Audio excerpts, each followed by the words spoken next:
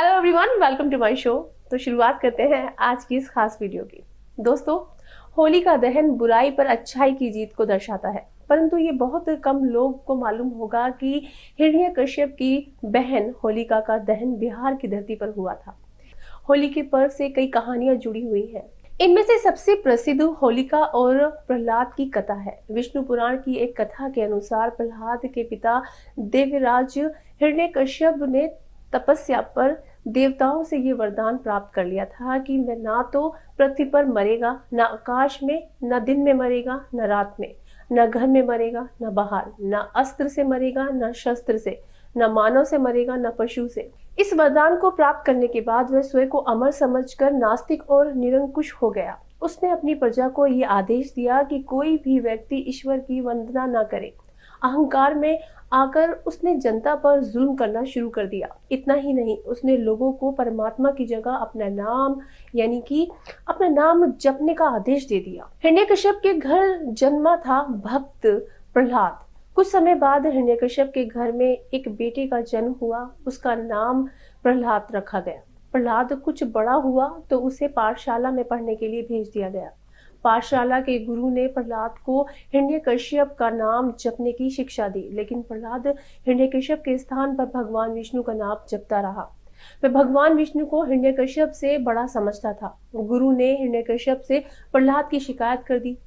हिरण्यकश्यप ने प्रहलाद को बुलाकर पूछा कि वह उनका नाम जपने के बजाय विष्णु का नाम क्यों जपता है। प्रहलाद ने उत्तर दिया, ईश्वर सर्वशक्तिमान है, उन्होंने ही सारी सृष्टि को रचा है। अपने पुत्र का उत्तर सुनकर हिरण्यकश्यप को गुस्सा आ गया। उसे डर था कि प्रहलाद को देखकर बाकी जनता भी कहीं विष्णु को ही भगवान न मानने लगे। उसने प्रहलाद को आदेश दिया, मैं ही सबसे अधिक शक्तिशाली हूँ, मुझे कोई नहीं मार सकता, मैं तुझे अब खत्म कर सकता हूँ। अपनी शक्ति पर अडिग था प्रहलाद। हिरण्यकश्यप की आवाज सुनकर प्रहलाद की माता भी वहां आ गई। उसने हिरण्यकश्यप से विनती करते हुए कहा, आप इसे न मारे, मैं इसे समझाने का यत्न करती हूँ। वह प्रहलाद को अपने पास बिठाकर कहने लगी, तेरे पिताजी इस धरती पर सबसे शक्तिशाली है, उन्हें अमर रहने का वरदान मिला है, इनकी बात मान ले। फिर प्रहलाद बोला, माताजी, मैं मानता हूँ कि मेरे पिता बहुत ताकतवर है, पर सबसे अधिक बलवान भगवान विष्णु है, जिसने हम सभी को बनाया है। पिताजी को भी उन्होंने ही बनाया है। प्रहलाद का यह उत्तर सुनकर मां बेबस हो गई। प्रहलाद अपने विश्वास पर अडिग था। ये देखकर हिरण्यकश्यप को और गुस्सा आ गया। उसने अपनी सिपाहियों को आदेश दिया कि वह प्रहलाद को सागर में डुबाकर मार दे। सिपाही प्रहलाद को सागर में फेंकने के लिए गए और पहाड़ से सागर में फेंक दिया, लेकिन भगवान के चमत्कार से सागर की एक लहर प्रहलाद को किनारे पर ले आई। सिपाहियों ने एक बार फिर प्रहलाद को सागर में फेंका, लेकिन इस बार भी प्रहलाद बच गया। फिर सिपाहियों ने हिरण्यकश्यप को आकर बताया कि कई बार प्रयास करने के बाद भी वह नहीं मरा। कई प्रयास के बावजूद प्रहलाद को नहीं आई जरा सी भी खरोच। हिरण्यकश्यप ने जब सिपाहियों से कहा कि उसे किसी ऊंचे पर्वत से नीचे फेंक कर मार दो, सिपाहियों ने प्रहलाद को जैसे ही पर्वत से नीचे फेंका, प्रहलाद एक घने वृक्ष पर जाकर गिर गया, जिस कारण उसको कोई चोट नहीं लगी और वह सुरक्षित बच गया। अब हिरण्यकश्यप ने प्रहलाद को एक पागल हाथी के आगे फेंकने को कहा ताकि हाथी उसे कुचल कर मार डाले, लेकिन पागल हाथी ने भी प्रहलाद को कोई नुकसान नहीं पहुंचाया, मानो सारी कुदरत प्रहलाद की मदद कर रही हो। सभी प्रयास विफल हो गए।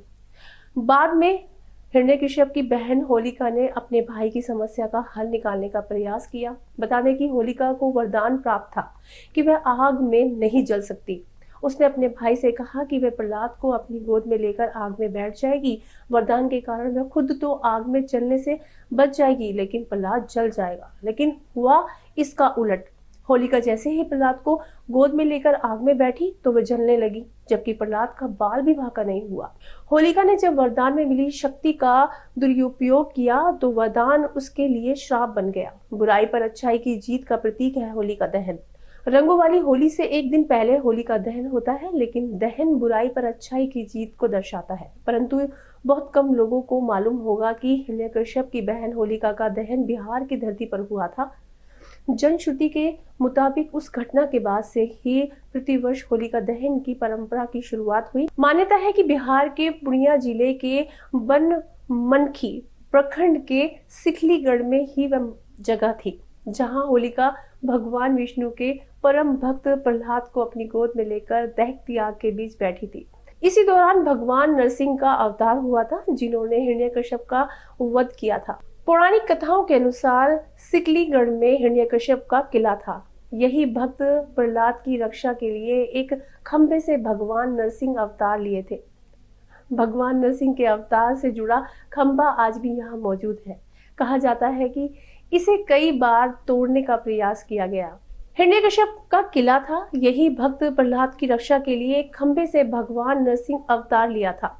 भगवान नरसिंह के अवतार से जुड़ा खंभा आज भी यहाँ मौजूद है। कहा जाता है कि इसे कई बार तोड़ने का प्रयास किया गया। ये स्तंभ झुक तो गया लेकिन टूटा नहीं। तो दोस्तों, आज आप जान गए होंगे होलिका दहन क्यों मनाया जाता है, इसकी पौराणिक कथा क्या है, या हिंदू मान्यताओं के अनुसार ये किस तरह प्रसिद्ध हुई या ये किस तरह मनाई जाती है। तो ऐसे ही प्रोग्राम को देखने के लिए बने रहिए हमारे साथ। नमस्कार।